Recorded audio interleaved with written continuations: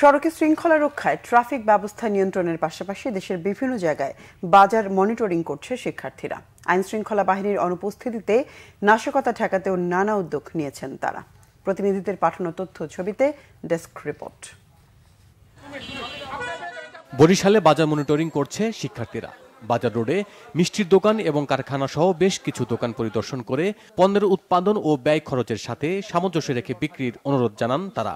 আড়তের যে রসিদ রয়েছে সেগুলো সাথে রাখবেন, আমরা ভবিষ্যতে কিন্তু এগুলো মনিটরিং করব এবং এক্ষেত্রে আমরা যদি কোনো অসঙ্গতি দেখতে পাই তখন কিন্তু আমরা ছাত্র সমাজ নিজে থেকে প্রশাসনের সহযোগিতায় ব্যবস্থা গ্রহণ করব। সবাইকে এগিয়ে আসতে হবে যাতে আমরা সবাই একসাথে কাজ করতে পারি। অনেক মানুষ আছে যারা আমাদের এই কাজগুলো থেকে সন্তুষ্টি হয়েছে। আমাদের যতদিন বৈষম্য থাকবে ততদিন ছাত্র সমাজ এর বিরুদ্ধে আন্দোলন করবে।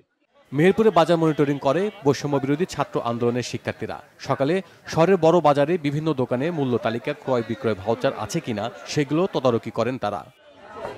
নাটোরের বিভিন্ন বাজারে তদারকি করে শিক্ষার্থীরা। শহরের নিচা বাজার, স্টেশন বাজার ও মাদ্রাসা মোড়ে এই কার্যক্রম পরিচালনা করে তারা। বাড়তি দাম না নেওয়া ও মূল্য তালিকা ঝুলিয়ে রাখার আহ্বান জানান শিক্ষার্থীরা।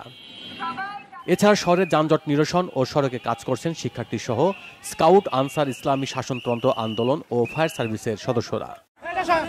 কুমিল্লা মহাসড়কে ট্রাফিকের দায়িত্ব পালন করে শিক্ষার্থীরা। এ সময় ক্যান্টনমেন্ট সংলগ্ন টিপরা বাজার এলাকায় এক অভিযানে বিপুল পরিমাণ ফেন্সিডিল সহ 2 মাদক চোরা কারবারিকে আটক করেন তারা।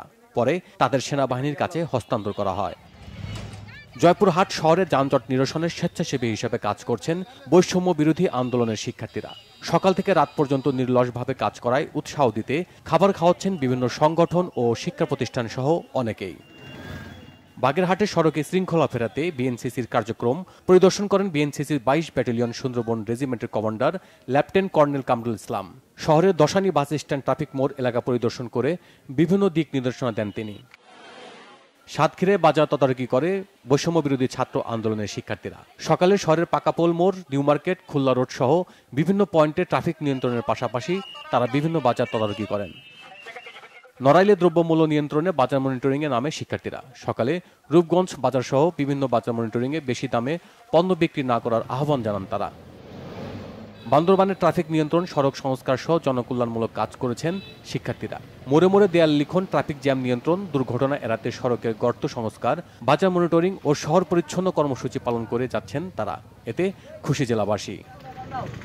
Bangla Vision news desk.